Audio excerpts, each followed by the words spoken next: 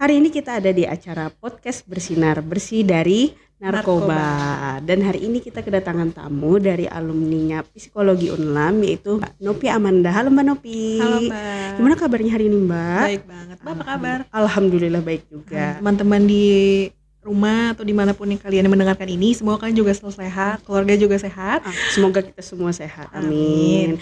Mbak, BTW ini podcast pertama kami loh Mbak. Wow. Jadi BNN bener-bener mengadakan program ini baru pertama kali dan baru hari ini.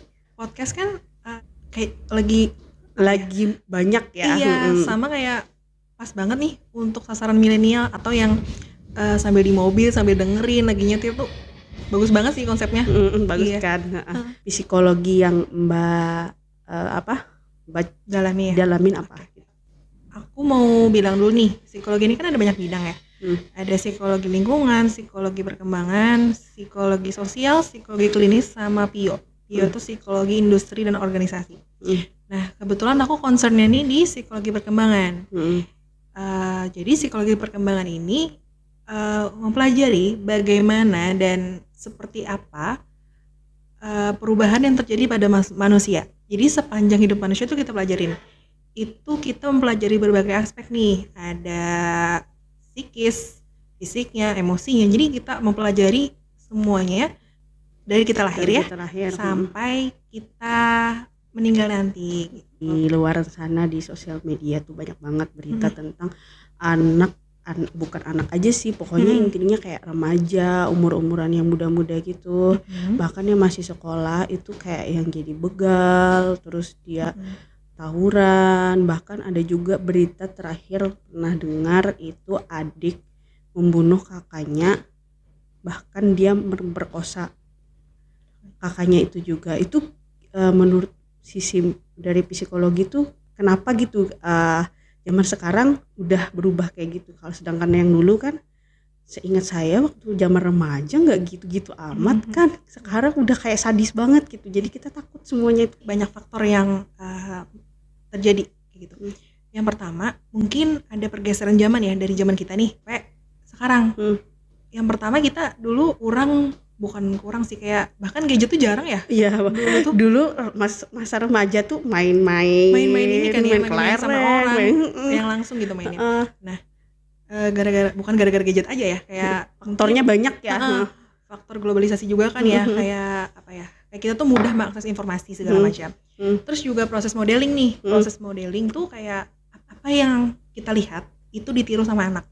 Oh, dia meniru ya. Dan dia nggak tahu nih perbedaan apa yang dia lihat itu positif apa negatif. Jadi menurut mereka apa yang mereka lihat, oh itu yang dilakuin orang, bisa nih mereka ngelakuin itu juga. Terus juga kurangnya pengawas dari orang tua. Entah terlalu bebas orang tuanya atau memang kurang memperhatikan anak-anaknya, bagaimana pergaulannya. Terus juga faktor teman sebaya nih, teman lingkungan. Mereka biasanya ikut-ikutan kan, kayak anak-anak atau remaja atau orang-orang muda mungkin melihat teman-temannya tuh pakai sesuatu atau melakukan sesuatu, tapi dia nggak tahu nih gimana caranya ngelakuin itu. Jadi kayak diajarin temennya, kayak gitu pelan-pelan diajak. Jadi itu ya faktornya banyak sekali ya. Banyak banget.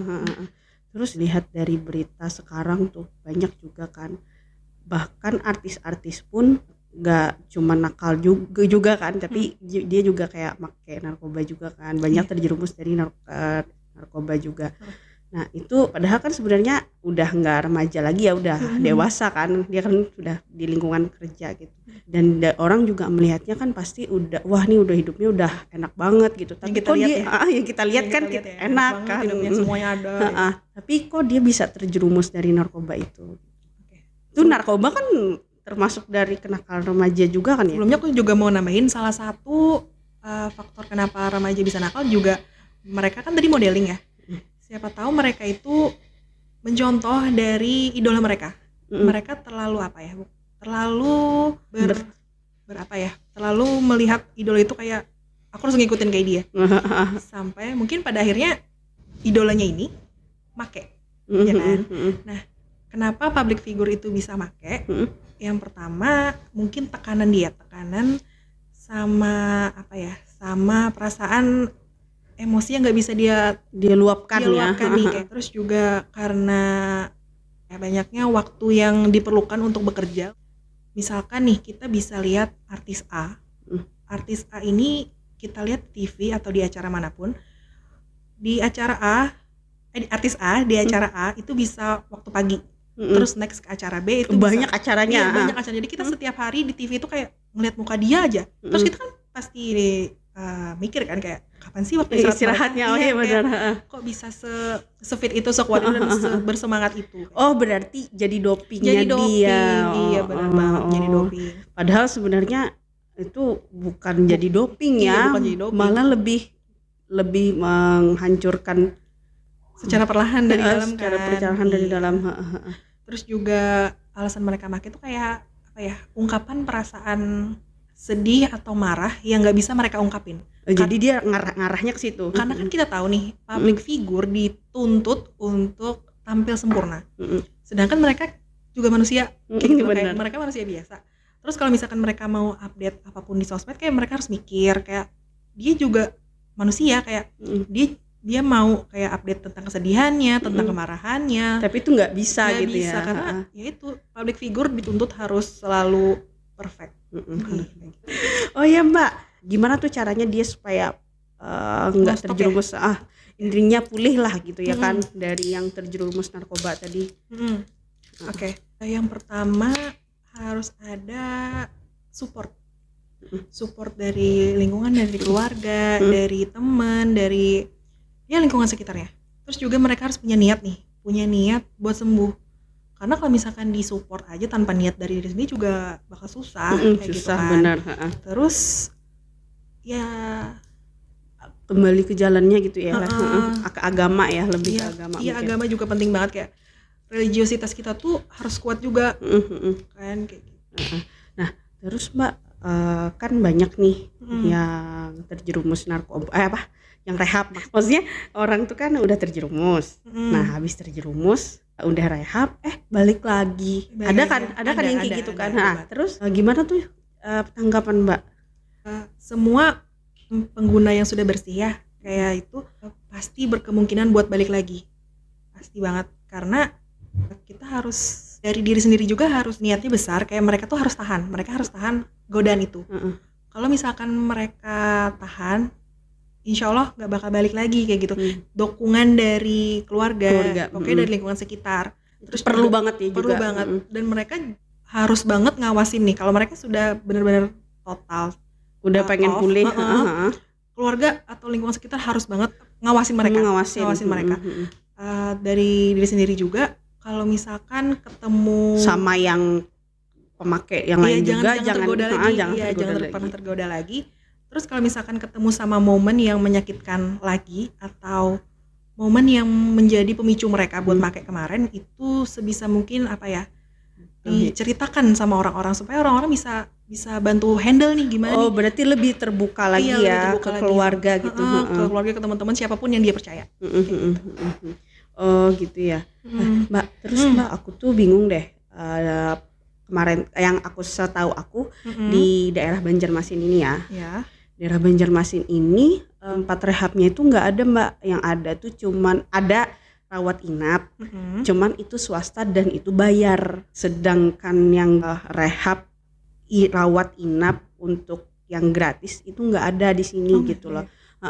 Jadi adanya cuman yang punya swasta gitu loh. Gimana ya pendapat Mbak? Ada sih rehab, tapi cuma rawat jalan kan di BNN, setahu saya. Nah, tapi kenapa ya pemerintah sini ya? Mungkin nggak tahu juga ya. Pokoknya intinya di sini tuh nggak ada rehab secara rawat inap secara gratis gitu. Padahal kan BNN-nya udah ada nih di sini gitu loh. Nah, gimana tuh nanti seandainya misal ada orang yang rehab dan dia tuh butuhnya rawat inap, tapi dia tuh nggak punya uang gitu loh. Jadi gimana gitu loh dia supaya rehab rawat inap tapi secara gratis gitu. Gimana menurut Mbak? Mbak kan sisi psikolog Mbak tuh gimana tuh dia? Saat sekarang kayak masih bisa dihandle sama BNN sendiri ya, coba dulu kayak gitu. Mungkin aku nggak tahu ya gimana, mungkin ada arahannya lagi dari sini apa gimana. harusnya sih bisa kali ya, atau ada anggarannya apa kayak gimana. Aku harusnya kan aku kurang paham juga masalah itu. Itu sih kalau misalkan dari BNN bisa kayak cari, kayak coba rawat jalan dulu, coba dulu kan. Iya kayak gitu. Oh iya. Menurut Mbak dari sisi psikologi, gimana cara orang tua merawat anaknya agar tidak terjerumus dari narkoba itu? Oke. Yang pertama, orang tua sama anak dari dulu harus membentuk membentuk hubungan yang harmonis, yang dari kecil ya. Dari kecil. Tapi kalau misalkan waktu kecil mungkin jauh dari orang tua atau apa, mungkin bisa nih pelan-pelan anaknya diajak dekat dulu, kayak nah kalau kamu punya masalah ataupun yang mau kamu ceritakan bisa nih ke mama, kayak gitu, kayak kita pelan-pelan dekatinya, kayak jangan sampai kita terlalu bukan terlalu kaku ya. Iya, jangan kolot, maksudnya kayak kita kolot ya. Kita harus menjadi merangkul sahabat. lah. Iya, kita harus jadi sahabat bagi anak kita supaya mereka enak cerita sama kita nih. Jadi mereka bisa cerita apapun keluhan, apapun yang mereka rasakan, mau itu sedih, mau itu senang, kayak gitu. Mending anak jujur, walaupun itu menyakitkan kan, daripada anak bohong-bohong terus kita taunya dia ternyata make apa gimana kan. Berarti orang tua nih sebenarnya tugasnya cukup berat ya. Iya, itu pasti berat banget kan. Karena selain dia juga harus jadi teman dan jadi sahabat, itu juga dia harus jadi orang panutan, tua. Iya, jadi panutan buat anak. Betul. Terus juga agak tegas sedikit, tapi jangan terlalu tegas juga ya kan. Kayak bukan santai, lebih ke demokratis, kayak kayak kita percaya sama anak, tapi anak juga jangan melanggar batasan dari orang tua. Gitu. Kita harus bikin batasan itu supaya anak itu nurut sama kita, tapi dia lebih ke ini ya, maksudnya nurut tapi dengan bukan dituntut gitu kan. Kayak lebih kayak lebih terbuka. Nyaman, terbuka. Nah, terus ada nih berita yang lagi rame juga tentang kerangkeng manusia. Oh iya, tahu. Nah, itu kan katanya sih itu adalah tempat rehabilitasi. Tapi kok tempat rehabilitasinya itu kayak kerangkeng manusia, kayak penjara gitu. Apakah itu bisa disebut layak tempat rehabilitasi apa enggak menurut Mbak gitu? Pantas atau enggak buat rehab? Udah tentu enggak. Karena tempat rehab kan harusnya ada pendampingan nih dari psikologinya, dari medisnya, dari spiritualnya juga. Jadi kayaknya sangat-sangat tidak pantas untuk disebut tempat rehab. Iya, itu karena kan harusnya tempat rehab mereka harus membuat teman-teman kita nyaman. Jadi kayak ibaratnya kalau kita sakit diberi ruangan yang kotor, gelap, terus dengan pakaian yang kurang nyaman dipakai, itu pasti rasanya bikin kita tambah sakit gitu. Sedangkan rumah sakit yang bagus aja kita udah lama di rumah sakit udah kayak aduh aku pengen pulang gitu kan. Apalagi yang kayak gitu ya. Apalagi yang kayak gitu tuh kayak lebih ke tempat penjara ya. Kasihan banget. Oke deh, kayaknya cukup dari sampai sini dulu deh. Oh ya, aku mau minta dong pesan dari Mbak buat masyarakat yang nonton ini. Kali aja yang nonton nih ada anak remaja, dari kalangan mana aja kan bisa nonton nih. Siapa tahu Mbak ada pesan yang tentang narkoba gitu. Yang pertama buat petugas di BNN seluruh Indonesia, kayak semangat buat mengerjakan semua tugas-tugasnya, selalu semangat buat selalu melayani masyarakat. Amin.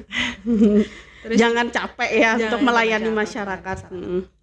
Terus yang kedua buat masyarakat, kita harus support, kita harus dukung teman-teman kita yang lagi berjuang. Kita harus merangkul mereka. Terus juga kita bisa lebih aware nih sama orang sekitar. Kalau misalkan lihat teman, keluarga, atau misalkan lingkungan rumah sekitar kita lah, itu terindikasi pakai narkoba, itu bisa dibantu nih, kayak kasih tahu, bisa kamu ke BNN dulu, atau apa sih yang kamu rasakan saat ini, kayak gitu. Kalau bisa ditolong dengan cara dari hati ke hati, bagus kayak gitu. Kayak tanya dulu perasaan mereka. Gimana sih, apa orangnya dulu ya, tanya kenapa kayak gitu macam. Terus buat yang sedang berjuang untuk lepas dari narkoba, kalian hebat, kalian harus selalu semangat. Ini benar-benar progres yang sangat baik untuk kalian hidup lebih baik ke depannya. Terus kalau buat buat orang yang sudah bisa lepas, semoga kalian gak balik lagi, kalian menjadi inovasi apa sih, motivasi ya ke orang bisa lain. Memotivasi orang lain kalau aku aku aja bisa sembuh kok, kamu harus sembuh dong. Nah, iya. Nah itu jadi sekian dari Mbak itu aja sih ya. Oke deh, thank you. Semoga acara ini makin besar. Amin. Dan terima kasih banyak Mbak udah mau datang ke sini. Iya, makasih banyak Mbak udah diundang. Iya, semoga Mbak selalu sehat ya Mbak. Amin. Oke, sampai sini dulu podcast kita. Jangan lupa share, komen, like, dan follow semua sosial media BNN Kota Banjarmasin. Bye.